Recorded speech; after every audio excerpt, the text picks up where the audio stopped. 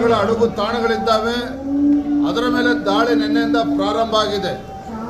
ಈ ಒಂದು ಹೋರಾಟದಲ್ಲಿ ನಮ್ಮ ಯೋಧರಿಗೆ ಯಶಸ್ಸು ಸಿಗಬೇಕು ಅಂತೇಳಿ ತಾಯಿಯಲ್ಲಿ ಪ್ರಾರ್ಥನೆಯನ್ನ ಸಲ್ಲಿಸಿ ನಮ್ಮ ಈ ಯಾತ್ರೆ ಪ್ರಾರಂಭ ಆಗಿದೆ. ಒಂದು ಕಡೆ ಕಾಂಗ್ರೆಸ್ ಶಾಂತಿನೇ ನಮ್ಮ ಟ್ವೀಟ್ ಮಾಡ್ತಾರೆ, ಮತ್ತೊಂದು ಕಡೆ ಸಿದ್ದರಾಮಯ್ಯನವರಿಗೆ ಅಭಿನಂದನೆ ಸಲ್ಲಿಸ್ತಾ ಇದ್ದಾರೆ.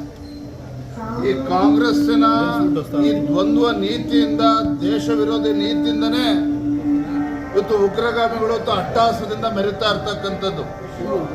ಕಾಂಗ್ರೆಸ್ಸಿನ ಈ ನೀತಿಯಿಂದನೇ ಇವತ್ತು ಜಮ್ಮು ಕಾಶ್ಮೀರದಲ್ಲಿ ಸಾವಿರಾರು ಹಿಂದೂ ಕುಟುಂಬಗಳು ಇವತ್ತು ಮನೆ ಮಠವನ್ನ ಕಳ್ಕೊಂಡಿರ್ತಕ್ಕಂಥದ್ದು, ಯೋಧರು ಪ್ರಾಣವನ್ನ ಕಳ್ಕೊಂಡಿರ್ತಕ್ಕಂಥದ್ದು. ಅದು ನಮಗೆ ಇವತ್ತು ಹೆಮ್ಮೆ ಇದೆ.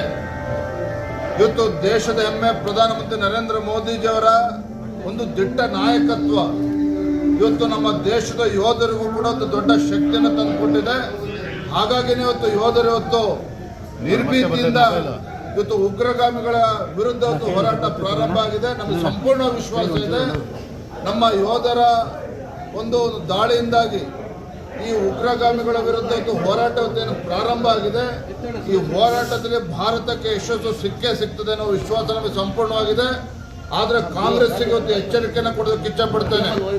ಇವತ್ತು ಇಂಥ ಸಂದರ್ಭದಲ್ಲಿ ಇಡೀ ದೇಶ ಇವತ್ತು ಒಗ್ಗಟ್ಟಾಗಿ ಇವತ್ತು ಭಾರತದ ಸೇನೆಗೆ ಒಂದು ನೈತಿಕ ಬೆಂಬಲವನ್ನು ಕೊಡ್ತಾ ಇರ್ತಕ್ಕಂಥ ಸಂದರ್ಭದಲ್ಲಿ ಇಂಥ ಒಂದು ದೇಶ ವಿರೋಧಿ ಚಟುವಟಿಕೆಯಲ್ಲಿ ಅವರು ಇರಬಾರ್ದು.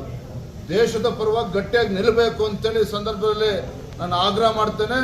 ಮತ್ತು ಈ ರೀತಿ ನಿಲುವುಗಳನ್ನೇನು ತೆಗೆದುಕೊಂಡಿದೆ ರಾಜ್ಯ ಕಾಂಗ್ರೆಸ್ ಇವತ್ತು ಶಾಂತಿಯನ್ನು ಸ್ಥಾಪನೆ ಮಾಡಬೇಕು ಅಂತೇಳಿ ಅದನ್ನು ಬದಿಗಿಟ್ಟು ಯೋಧರಿಗೆ ಧೈರ್ಯ ತುಂಬತಕ್ಕಂಥ ಕೆಲಸ ಮಾಡಬೇಕು ಅಂತೇಳಿ ಈ ಸಂದರ್ಭ ಆಗ್ರಹವನ್ನು ಮಾಡ್ತೇನೆ. ಕಾಂಗ್ರೆಸ್ ಆ ತಾಯಿಗೆ ಪೂಜೆಯನ್ನು ಸಲ್ಲಿಸಿ, ಪ್ರಾರ್ಥನೆಯನ್ನು ಸಲ್ಲಿಸಿ,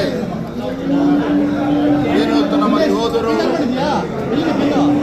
ಪಾಕಿಸ್ತಾನದಲ್ಲಿರ್ತಕ್ಕಂಥ ಉಗ್ರಗಾಮಿಗಳ ವಿರುದ್ಧ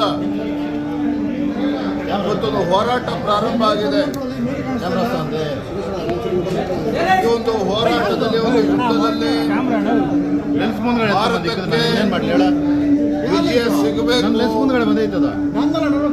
ಇವತ್ತು ಉಗ್ರಗಾಮಿಗಳು ಏನು ಇಡೀ ಜಗತ್ತಿನಲ್ಲಿ ಒಂದು ರೀತಿ ಮಾರಕ ಆಗೋ ರೀತಿಯಲ್ಲಿ ಇವತ್ತು ರಕ್ತದೋಪುಗಳೇ ನಡೆಸ್ತಾ ಇದ್ದಾರೆ. ಇದರ ವಿರುದ್ಧ ಒಂದು ಪ್ರತಿಕಾರವನ್ನು ತೆಗೆದುಕೊಳ್ತಕ್ಕಂಥ ದಿಟ್ಟ ನಿರ್ಣಯವನ್ನ ದೇಶದ ಹೆಮ್ಮೆಯ ಪ್ರಧಾನಮಂತ್ರಿ ನರೇಂದ್ರ ಮೋದಿಜಿಯವರು ಕೈಗೊಂಡಂತ ಸಂದರ್ಭದಲ್ಲಿ